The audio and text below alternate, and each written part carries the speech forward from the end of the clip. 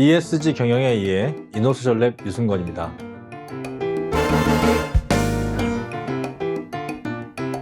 ESG 경영에 의해 7번째 시간입니다. 이번 시간에는 이해관계자와 함께 완성하는 ESG라고 하는 주제를 이야기해 보도록 하겠습니다. 지난 시간에 이 ESG, 이 신자본주의에서 발생한 문제를 이해관계자 자본주의로 이렇게 바꾸려고 하는 노력 중에 하나가 바로 ESG 경영으로 넘어가는 것으로 나타난다라는 말씀을 드렸습니다. 즉, ESG, 지속가능 경영은 이해관계자 자본주의가 밑바탕에 있습니다. 따라서 이해관계자들이 기업 경영에 참여해서 보다 지속가능한 기업을 만드는 것이 바로 이 ESG 경영, ESG의 완성이라고 할 수 있습니다. 그래서 이번 강의에서는 이해관계자와 함께 완성하는 ESG 경영에 대해서 알아보도록 하겠습니다.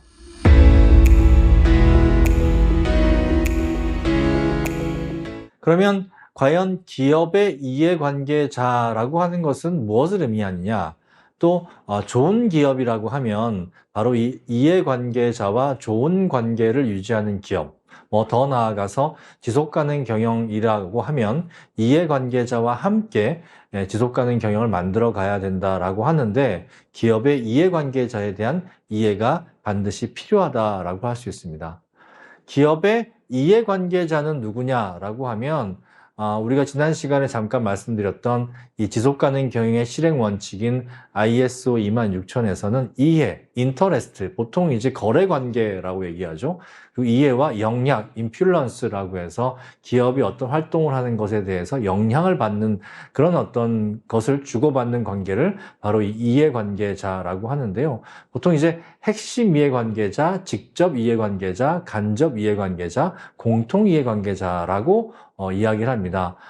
핵심 이해관계자는 뭐냐면 기업이 운영되기 위해서는 반드시 필요한 사람들이 있죠. 바로 이 기업을 투자하고 창업한 사람들, 주주, 투자자가 필요하고, 또 그 기업에서 1인 기업도 있지만 구성원들이 필요하죠. 그래서 임직원, 구성원, 그리고 그 기업의 제품과 서비스를 구매해주는 그런 고객, 정부가 될 수도 있고 기업이 될 수도 있고 개인 고객이 될 수 있죠. 그래서 이런 핵심 또는 필수 이해관계자가 바로 이 주주, 투자자, 임직원, 구성원, 그리고 고객, 이렇게 볼 수 있습니다. 그리고 이 핵심 이해관계자만 있어도 이게 기업이 운영될 수 있지만, 보다 더 기업의 규모가 커지고 또 확대되다 보면 직접 거래 이해관계자라고 하는 것이 있죠. 즉 우리 회사의 원재료, 우리 회사가 라면 만드는 회사라고 하면 라면에 필수적으로 필요한 밀가루를 공급해주는 이런 회사는 또 우리의 협력업체가 되는 거죠. 그리고 우리 이 회사가 우리나라에 있으면 우리나라의 법을 따라야 되는 거잖아요. 굉장히 법이라고 하는 것은 기업이 따르지 않으면 되게 큰 벌을 받거나 벌금을 내거나, 또는 이 기업의 대표가 감옥을 갈 수도 있으니까, 그런 어떤 정부와 지자체와 공공기관들도 이런 직접 이해관계자가 될 수 있는데, 당연히 이 공공기관이 기업의 고객이 될 수도 있는 부분이죠. 근데 고객이 아니더라고 하더라도 이런 지역사회, 이런 부분들이 직접 이해관계자들이, 이런 지역사회 소비자들이 직접 이해관계자라고 볼 수 있고요. 마지막으로 시민단체라든지 언론이라든지 국제기구, 이런 이제 이해관계자들은 간접, 직접적으로 우리 회사의 경영에 영향을 미치진 않지만, 이런 사람들이 언론이 하는 말 또는 국제기구가 만든 어떤 새로운 협약, 시민단체의 어떤 비판이나 또는 지지, 이런 부분들이 우리 회사의 기업에 영향을 미치게 되죠. 그리고 맨 마지막으로 중요한 것이 바로 이 지속가능 경영에서 공통이해관계자라고 하는 개념입니다. 이 공통이해관계자, 모든 기업들, 어떤 기업들 같은 경우는 이런 직접과 핵심이 바뀔 수도 있고, 또는 직접과 간접이 바뀔 수도 있는데, 이 모든 기업이 공통적으로 중요하게 생각해야 되는 이해관계자가 바로 공통이해관계자인데요. 이 공통이해관계자들이 누구다? 바로 지구환경. 왜요? 기업들은 지구환경, 지구라고 하는 곳을 벗어나서 기업을 할 수 있는 곳은 하나도 없잖아요. 그러니까 이 공통적으로 지구환경이 매우 중요하고, 그리고 현재 기업이 지금 한 의사결정이 앞으로 미래 세대, 우리의 자손들한테 영향을 미칠 거기 때문에 이 미래 세대가 바로 이 공통 이해관계자라고 할 수 있습니다. 그래서 지속가능 경영의 ESG, 지속가능 경영이나 ESG 경영의 필수 어떤 과정이 있는데요. 이해관계자의 중요성의 이슈를 분석하는 겁니다. 이해관계자 중요성 이슈 분석은 우리 회사의 이해관계자들이 중요하게 생각하는 지속가능성 관련 이슈를 이해관계자별로 파악하고 분석해서 경영에 반영하는 과정. 즉, 우리의 핵심 이해관계자, 그리고 우리의 직접 이해관계자, 우리의 간접 이해관계자, 우리의 공통 이해관계자들이 과연 무엇을 중요하게 생각하고 있지라고 해서 그것들을 가지고 정말 이거 중요하겠네 라고 해서 그런 이슈들을 우리 기업의 경영에 반영하는 것이 바로 이 이해관계자 중요성 이슈 분석이라고 하는 것인데요. 총 크게 보면 3단계 정도로 나눌 수 있습니다. 첫 번째는 이슈풀.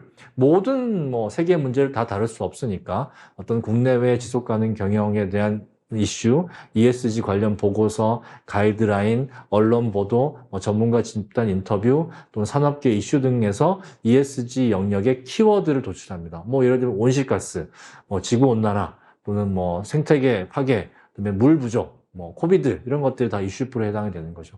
이런 부분들이 그런 이슈풀을 가지고 이해관계자들이 어떤 부분들을 중요하게 생각하고 있느냐. 그래서 대표적으로 하는 것이 이런 모바일이나 이메일을 이용해서 서베이를, 설문조사를 한다든지, 인터뷰를 한다든지, 고객 참여단이 활동한다든지, 현장 조사를 한다든지, 또는 고객 불만 사항의 내용을 접수한다든지, 이런 것들을 통해서 이해관계자별로 중요도를 분석하는 것이 필요하다라고 하는 것입니다. 그러면 이 중요도를 우리의 이해관계자들이 정말 이런 부분들에 대해서 굉장히 중요하게 생각하는구나 라는 것들을 밝혀내면 그걸 가지고 적용을 해야 되겠죠. 그래서 3단계 적용을 하고 성과를 내는 것입니다. 그래서 비즈니스의 목적과 목표, 방향, 그다음에 전략, 운영, 그리고 상품 서비스.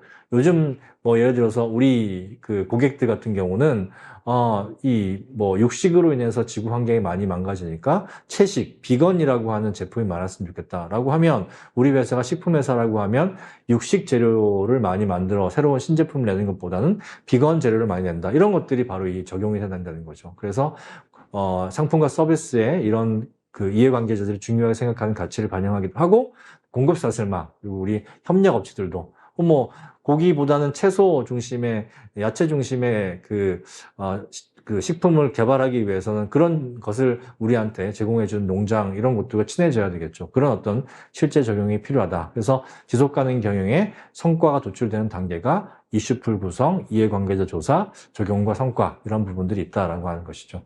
예를 들면 지금 포스코의 지속가능 보고서인데요. 포스코가 발간한 지속가능 보고서를 보면 바로 방금 전에 설명했던 이슈풀 구성, 이슈 분석, 핵심 이슈 선정, 리뷰 이런 식으로 지금 얘기를 하고 있습니다. 그래서 지금 포스코 같은 경우에 보면 사업장 안전 보건이 굉장히 중요하다 이렇게 나와 있는데요. 이해관계자의 관심도뿐만 아니라 비즈니스의 중요도에서도 이 사업장 안전 보건이 굉장히 중요하다라고 하는데 잘 알겠지만 포스코 같은 경우는 지난 몇 년 동안 사업장 내에서 안전사고가 좀 자주 발생했습니다.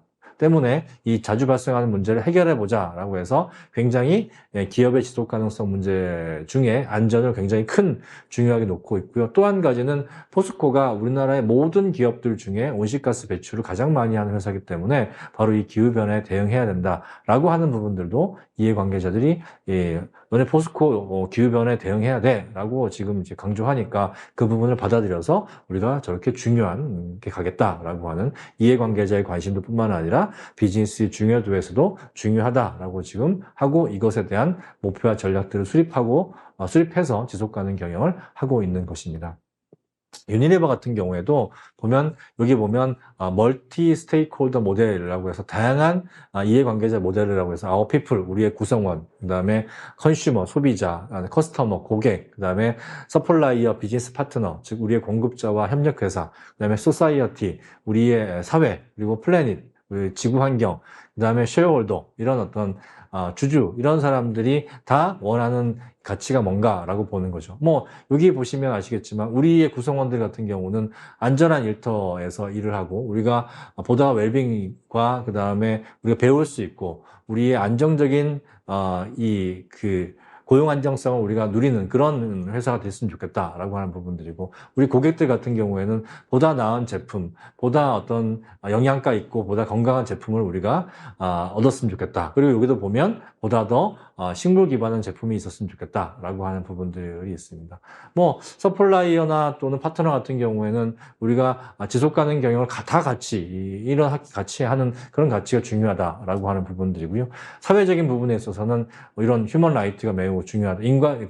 인권 경영이 매우 중요하다라고 하는 얘기를 하고 있습니다. 우리 환경적인 측면, 플래닛에서는 넷제로라든지 또는 웨이스트 프리, 뭐, 즉, 폐기물이 없는 이런 어떤 경영하는 것이 매우 중요하다. 이런 가치들을 다, 발굴해내서, 찾아내고 분석해내서 이것을 경영에 반영한다라고 하는 부분들이죠.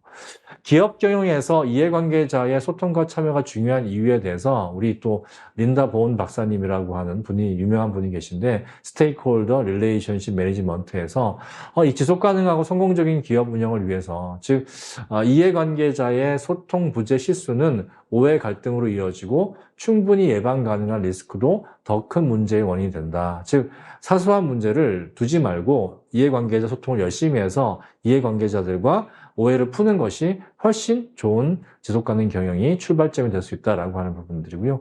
두 번째는 기업의 사회와 환경 문제는 가치사슬의 이해관계자와의 관계에서 발생하기 때문에, 즉 문제가 있는 곳을 고쳐야 되는 거죠. 그래서 대부분의 기업의 지속가능 관련된 문제가 가치사슬 내에 발생하기 때문에 이 가치사슬의 이해관계자들과 함께 이 문제를 인식하고 해결해야 된다.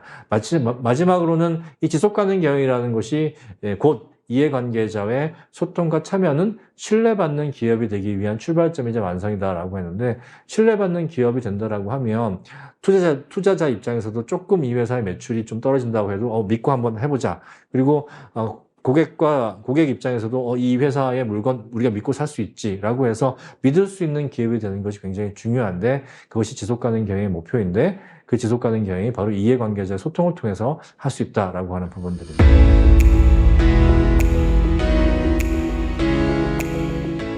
그러면 이해관계자의 참여는 어떻게 해야 되나라고 하는 것을 살펴보도록 하겠습니다.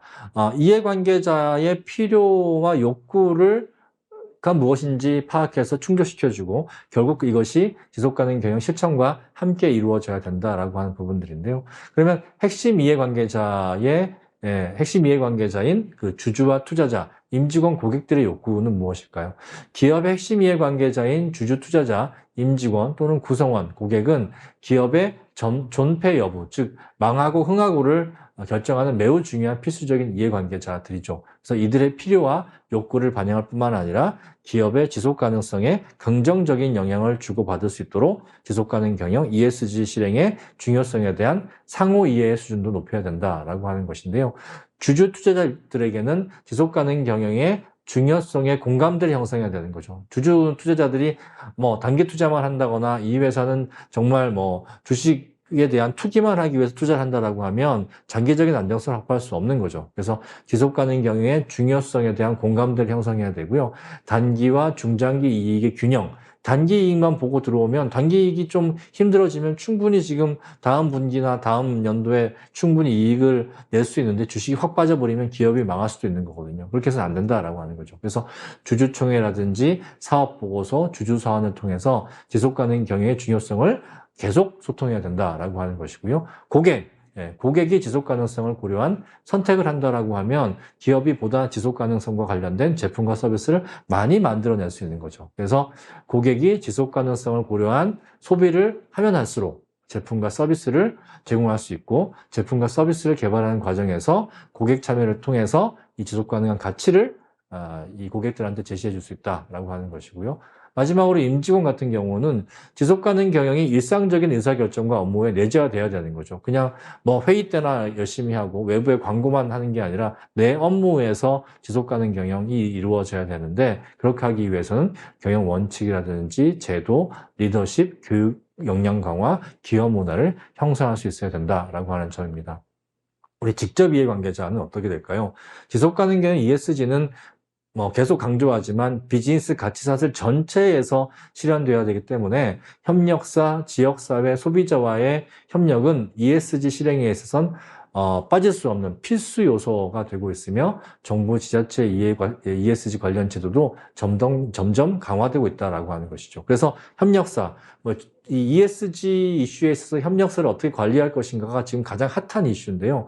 공급사슬망 전체에 ESG 경영 확산해야 된다. 그래서 공감대를 일단 만들어야 되고 원칙에 대한 합의를 해야 되고 그 다음에 공동 실행을 해야 된다라고 하는 것이고요. 지역사회 같은 경우도 사업장이 위치한 지역사회의 환경 보존이라든지 지역사회 경제가 같이 발전할 수 있도록 노력한다든지 그래서 공동체의 발전에 참여하고 기여하는 것이 필요하고요. 소비자들 같은 경우에는 지속가능한 소비에 대한 인식 확산을 하고 제품 서비스의 지속가능성 내재화가 확대돼야 되는데 아시겠지만 소비자들이 이렇게 인식을 가져야 우리의 고객이 될 수도 있는 거죠. 그래서 소비자가 우리의 고객이 될 수 있도록 그렇게 지속가능성에 대해서 가치를 확산시켜야 된다라고 하는 것이고 정부 지자체, 물론 B2G 기업 같은 경우는 정부 지자체가 핵심 이해관계자인 고객이 될 수도 있겠지만 어떤 제도나 공공인프라, 지속가능 경영을 원활히 할 수 있도록 그런 지원을 할 수 있는 협력체가 되기도 하기 때문에 이런 지속가능성에 대한 소통을 정부나 지자체와 열심히 해야 된다라고 하는 부분이고요. 간접 이해관계자, 국제기구라든지 언론이라든지 시민단체 같은 경우는 국제기구 같은 경우는 특히 지속가능 경영과 관련된 중요한 국제적 합의를 이끌어내는 곳이죠. 파리기후협약이라든지 이런 것을 얘기하는 겁니다. 그래서 기업이 국제기구 활동에 적극적으로 참여가 좀 필요한데요.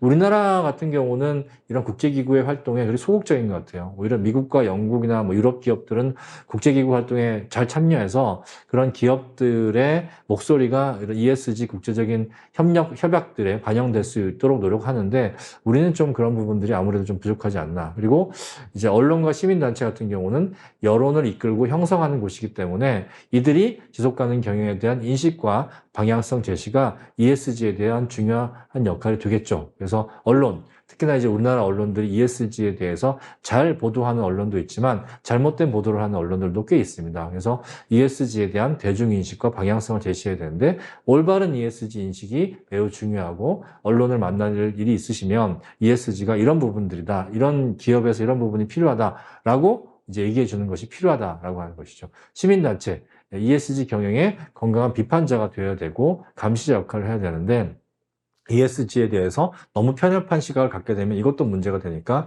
시민단체들이 또 ESG에 대해서 관심을 갖고 올바른 ESG에 대한 방향성을 제시해 줄 수 있도록 해야 된다라고 하는 것입니다. 공통이해관계자, 지구환경과 미래세대라 말씀드렸는데요.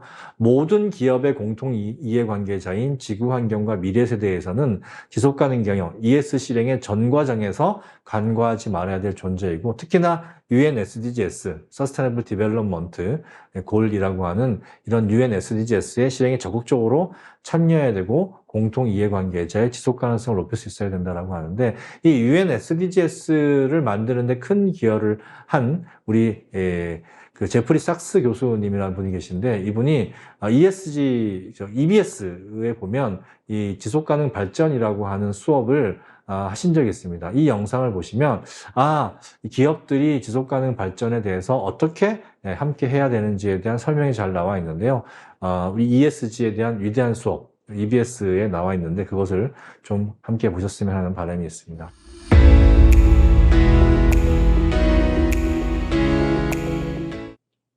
네, 이 지속가능 경영에 있어서 이해관계자 참여를 아주 잘 하는 그런 사례가 바로 이 파타고니아 사례인데요. 파타고니아 같은 경우는 이해관계자들이 공감하고 참여할 수 있는 구체적인 프로젝트를 잘 실행하고 있습니다. 제가 이제 파타고니아 본사, 미국의 벤추라라고 하는 캘리포니아 이쪽에 있는 조그만 도시에 있는데요. 제가 2018년에 이 파타고니아 본사를 갔었는데 파타고니아는 환경 경영을 굉장히 잘하기로 유명함에도 불구하고 이렇게 사내 캠페인을 하고 있더라고요. 즉 우리 핵심 이해관계자인 우리 구성원들이 쓰레기를 제대로 분리 배출하지 않거나 환경을 보호하지 않으면 우리가 밖에다가 환경 보호한다고 얘기할 수 있겠느냐라고 해서 이 웨이스트 제로라고 하는 캠페인을 하고 있었습니다. 바로 이제 1단계 현황파, 과연 우리 직원들이 쓰레기 분리 배출을 잘 하고 있느냐. 여러분들 뭐 우리나라 같은 경우 쓰레기 분리 배출이 상식적인 일이지만 미국 같은 경우는 거의 뭐 쓰레기를 분리 배출하지 않습니다. 대부분 다 그냥 다 모아가지고 다 이렇게 땅이 넓기 때문에 묻어버리거나 사막에 버려버리는데 그렇게 하지 않고 지금 파타고니아는 이 벤츄라 시와 결합을 해서 협력을 통해서 분리 배출하겠다. 그리고 우리가 자원 재활용 하겠다. 지금 이렇게 하고 있거든요. 근데 실제 구성원들이 잘 하고 있느냐? 이게 좀 해보니까 잘 안 되는 것 같다라고 하는 거죠. 그래서 하루 동안 지금 이 파타고니아 본사에 한 250명 정도의 직원들이 일하고 있는데 이 직원들이 일하는 쓰레기를 그냥 다 한꺼번에 엎은 겁니다.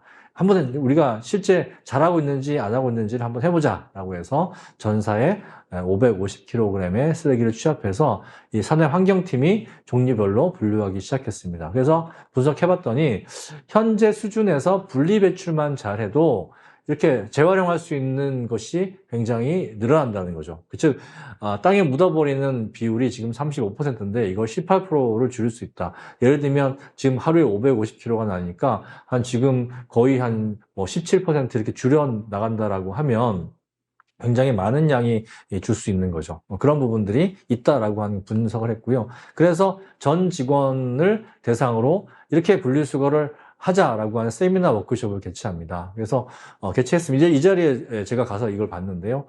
실제로 사람들이 자기 쓰레기통을 가져오게 해서 펼쳐놓고 분리수거하는 방식을 가르칩니다. 그래서 세미나 끝부분에 직접 분리수거 실습을 하는데 저기 뒤에 서 있는 저 아저씨가 누구냐면 바로 이 벤츄라시의 환경 담당 공무원이 와서 분리수거하는 방법, 이거는 이렇게 분리수거하시면 되고요. 저건 저렇게 분리수거하면 되는 것들을 알려주고 있습니다. 이렇게 전 세계에서 환경 경영을 가장 잘 한다라고 하는 파타고니아마저도 직원들이 분리수거를 잘 할 수 있도록 이렇게 끊임없이 커뮤니케이션을 하고 교육을 하고 그 사람들이 지속가능 경영을 잘 할 수 있도록 역량강화를 한다는 거죠. 그러니까 뭐 이 지속가능 경영이라고를 어떻게 우리가 할 수 있나요? 라고 하면 우리 직원분들부터 잘할 수 있도록 저렇게 해야 된다라고 하는 것을 얘기하고 있습니다. 바로 저게 지속가능 경영의 내재화라고 할 수 있는 거죠.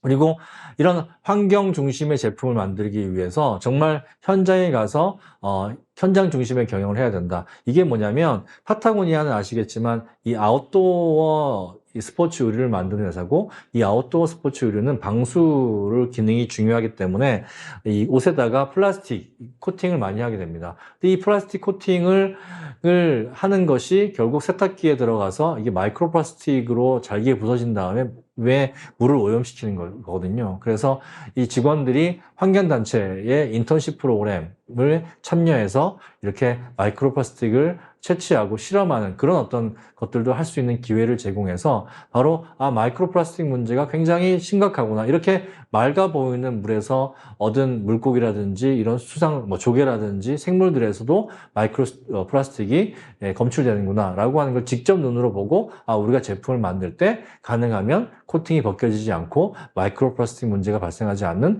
그런 제품을 만들어야 되겠다라고 하는 것을 직접 눈으로 느끼는 거죠. 그리고 이렇게 환경을 잘하기 위해서는 환경단체 인턴십 프로그램에 참여해서 이 직원들이 1년에 최대 2개월까지 월급 받으면서 현장에 가서 실습을 할 수 있는 기회를 제공합니다. 물론 모든 직원들한테 그런 기회를 주는 것이 아니라 정말 열심히 일하고 그 다음에 환경에 대해서 정말 필수적인 부서, 디자인 부서라든지 제품과 서비스를 개발하는 부서라든지 소재를 개발하는 부서 같은 경우는 이렇게 환경단체에 가서 이 환경단체의 활동을 통해서 우리 제품이 보다 환경적으로 문제가 없는 제품이 되기 위해서는 어떻게 해야 되지? 라고 하는 것을 현장에서 연구를 하는 그런 기회를 갖는 거죠.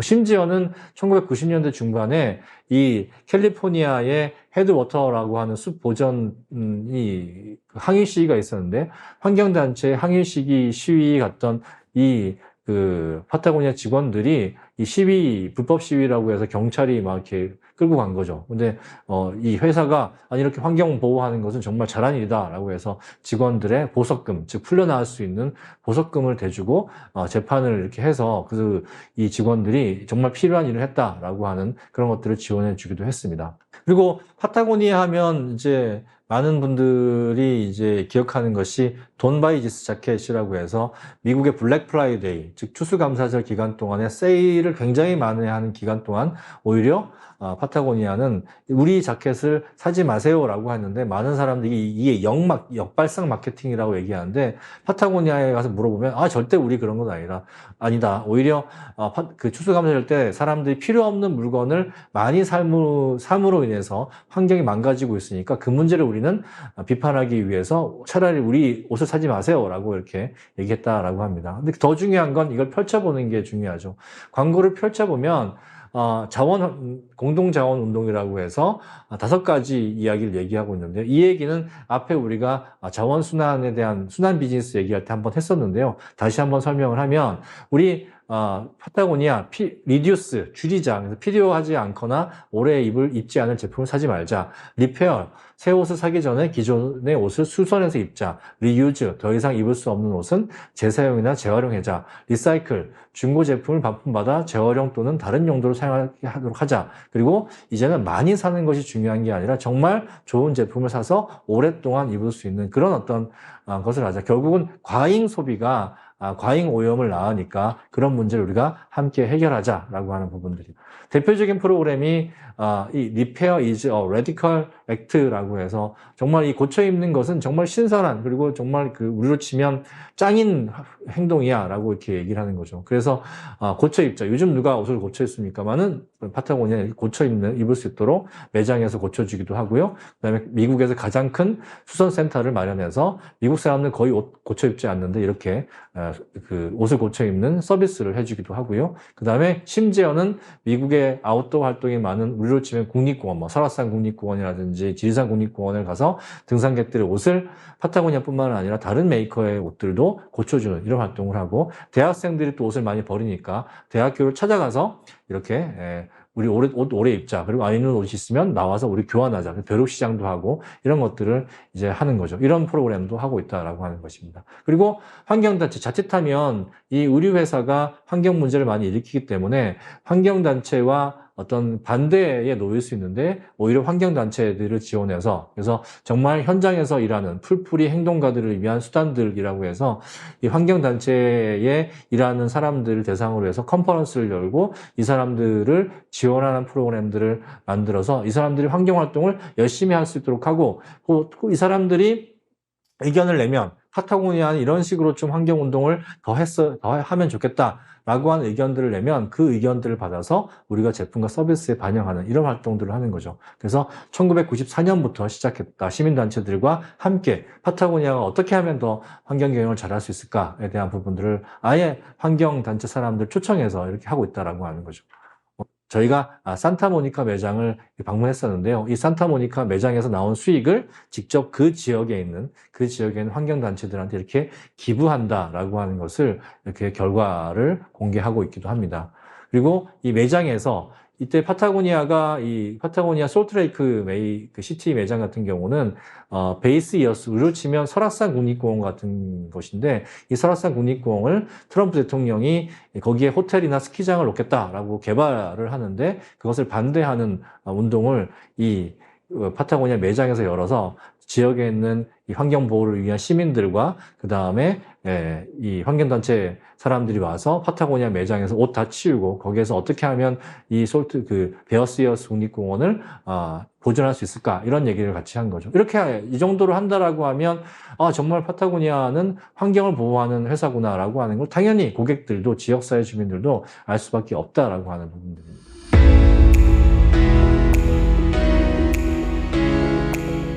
자, 7번째 강의를 요약해 보도록 하겠습니다. 이해관계자와 함께 지속가능 경영을 완성한다라고 하는 말씀을 드렸습니다. 과연 그러면 우리의 이해관계자가 누구인지를 첫 번째 알아야 되겠죠. 그래서 우리 회사의 이해관계자는 누구인가? 그래서 우리 회사의 이해관계자를 제대로 파악하는 것이 중요하고, 핵심 이해관계자, 직접, 간접, 공통 이해관계자를 식별해야 된다라고 하는 것이고요. 그렇다라고 하면 이 이해관계자들이 중요하게 생각하는 지속가능 이슈를 파악하고 분석해야 된다. 이 두 번째 일이라는 거죠. 그래서 각각의 이해관계자들이 중요하게 생각하는 이슈를 분석한 다음에 그 이슈들이 기업의 목적, 목표, 전략, 운영, 제품과 서비스의 결합, 내재화될 수 있도록 해야 된다라고 하는 것이고요. 세 번째가 이해관계자가 구체적으로 참여할 수 있는 프로젝트나 프로그램을 실행해야 된다. 그래서 파타고니아는 임직원, 고객, 시민단체, 지역사회로 주요 이해관계자를 구분한 다음에 이들이 파타고니아가 추구하는 환경 경영에 공감하고 쉽게 참여할 수 있는 다양한 기회와 프로그램을